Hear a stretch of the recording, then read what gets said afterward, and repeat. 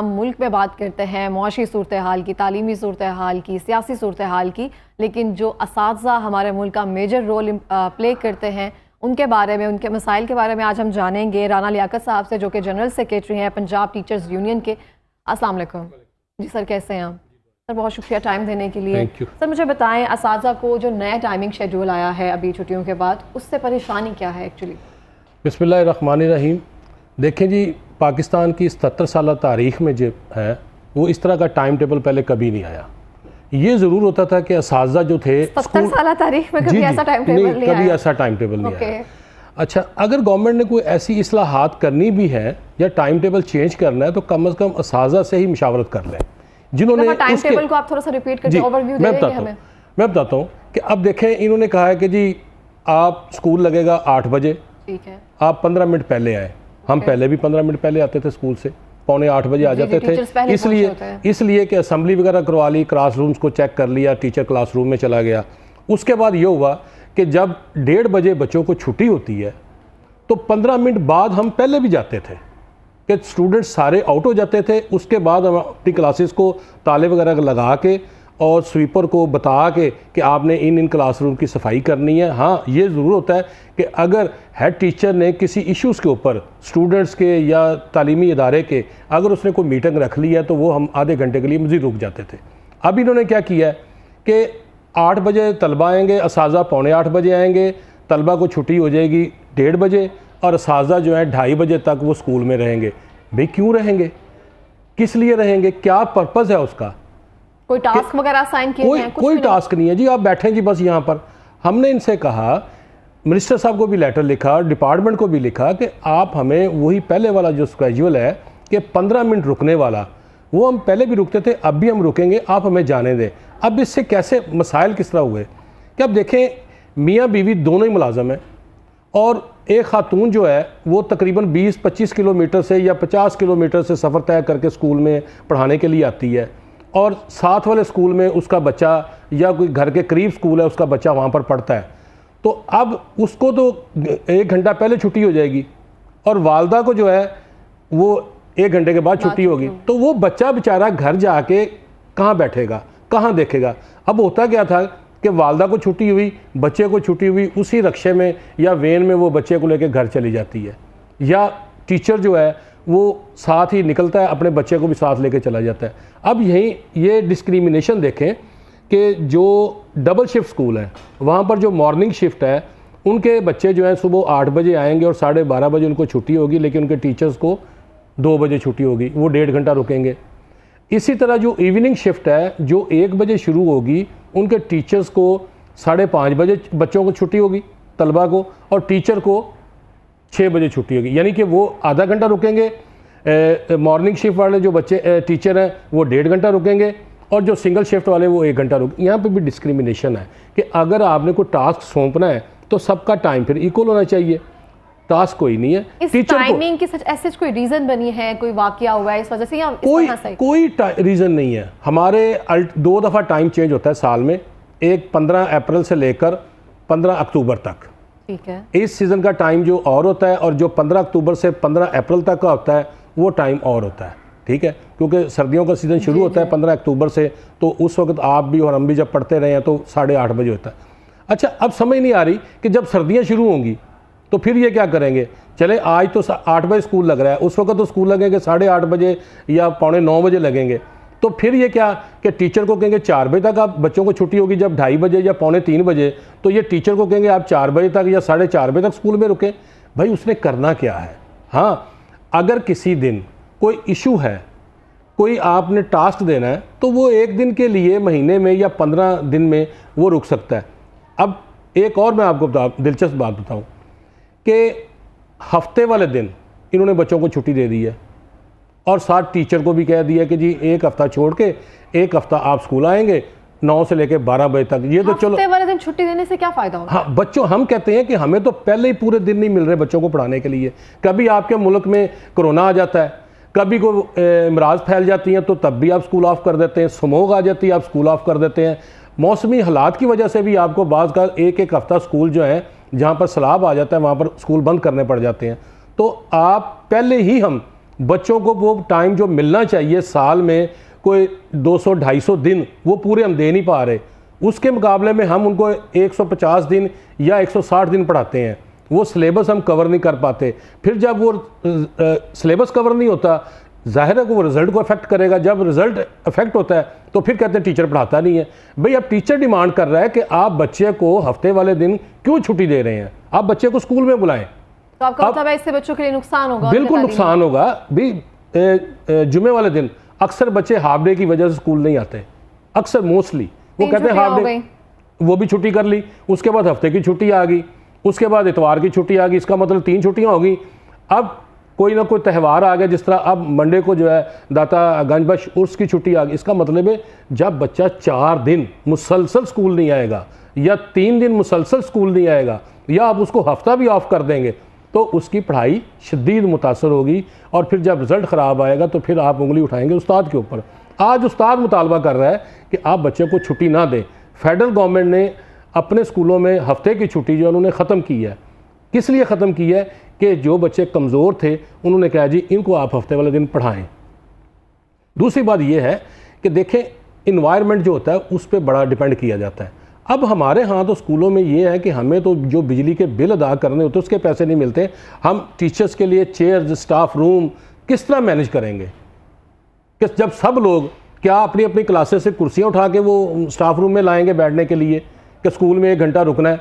तो आप क्यों ऐसी पॉलिसीज़, ऐसी इस्लाहात करते हैं जिससे उस्ताद जो है वो परेशान होता है, ज़हनी तौर पर वो बेचैनी का शिकार होकर वो नहीं पढ़ा सकता।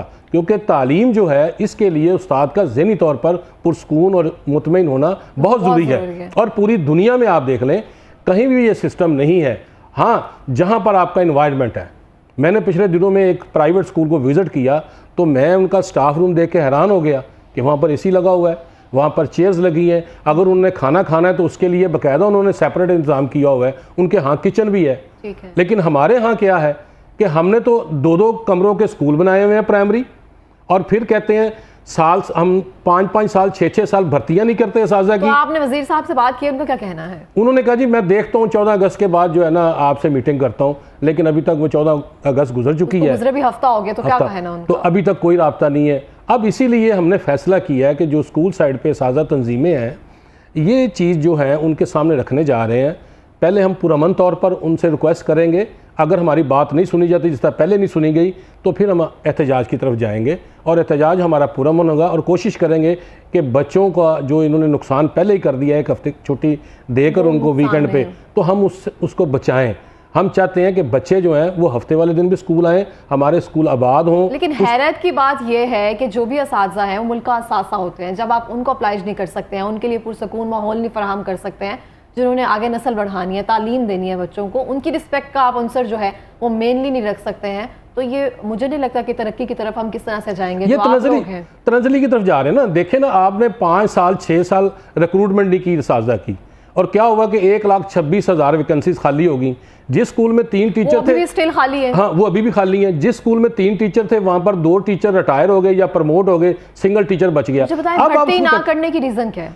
बजट, पैसा बचाया जाता है कि असातिज़ा को तनख्वाह तालीम के लिए भी बजट बचाया जाता है। जी बिल्कुल, तालीम यहाँ पर इस हमारा अलमिया ये है कि तालीम के ऊपर जो पैसा खर्च किया जाता है ये एहसान समझा जाता है, जबकि आप जापान को देख लें कि उसके एक स्टूडेंट के लिए भी वो ट्रेन चलाते हैं, उसके ऊपर चाहे उनके लाखों डॉलर खर्च हो जाए कि वो कहते हैं इस बच्चे को तालीम से हमने महरूम नहीं रखना। और यहाँ पर बच्चों को हफ्ते वाले दिन ऑफ कर दिया जाता है कि जी बच्चे अपना जो है ना वो इंजॉय करें। भाई बच्चों की तालीम का तो पहले ही हर्ज हो रहा है। हमने जो उनको तालीमी सेशन देना है 220-25 दिन का वो दे नहीं पा रहे, 150-160 दिनों पे आ गए हैं, तो आप मज़ीद उसमें से 30 दिन और कम करने जा रहे हैं।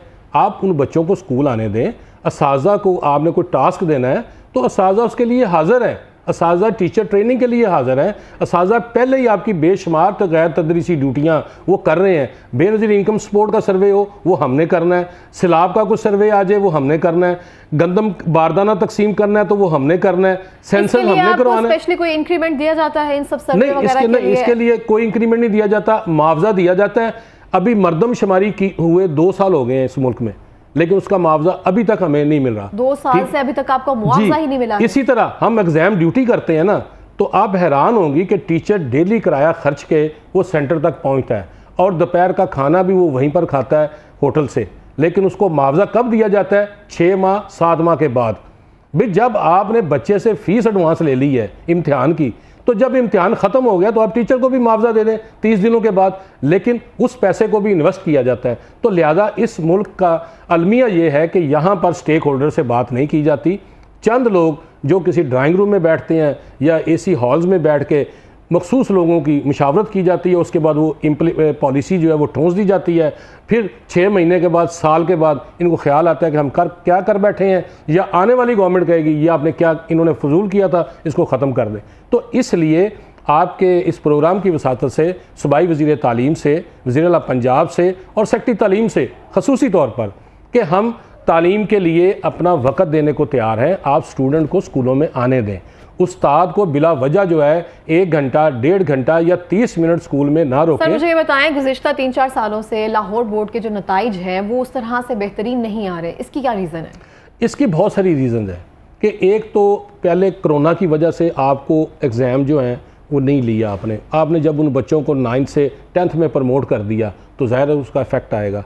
अब जो बच्चे उस वक्त 8वीं में, एजुकेशन गैप एक तरह से आएगा, बच्चे उस तरह से कैरी नहीं कर पा रहे। और ये आपको तकरीबन अगले 5-6 साल तक इसको लेके जाना पड़ेगा कि जो बच्चा 6ठी में बगैर इम्तिहान दिए प्रमोट हो गया वो 7वीं में आ गया, जो 8वीं से 9वीं में चला गया और फिर उसका 10वीं का रिज़ल्ट जो आ गया। लेकिन इस साल जो 10वीं के रिज़ल्ट हैं वो बहुत बेहतर है और उसमें स्कूल एजुकेशन जो हमारे तालीमी इदारे हैं इनकी बेतहाशा पोजीशन है इसके बावजूद भी। लेकिन आपने अगर हफ्ता ऑफ कर दिया तो बच्चे का नुकसान होगा। आप मेहरबानी करें बच्चे को स्कूल आने दें। उस्ताद को जो आप रोकना चाहते हैं 1 घंटा 1.5 घंटा या 30 मिनट, उसको कम करें। उसकी ख़वातीन की ज़वाजी ज़िंदगियों में मसाइल बढ़ रहे हैं, उनके बच्चे गली मोहल्लों में आवारा फिरेंगे या कोई अगवा कर लेगा या कोई किसी बुरी सोबत में न चले जाए। इसके अलावा भी गवर्नमेंट की जिम्मेदारी है, असातिज़ा का एहतराम जो है, हमें बचपन में पहली क्लास में ये सिखा दिया जाता है कि टीचर्स की जो रिस्पेक्ट है ना वो लाजमी है अगर आपने कामयाब होना है ज़िंदगी में।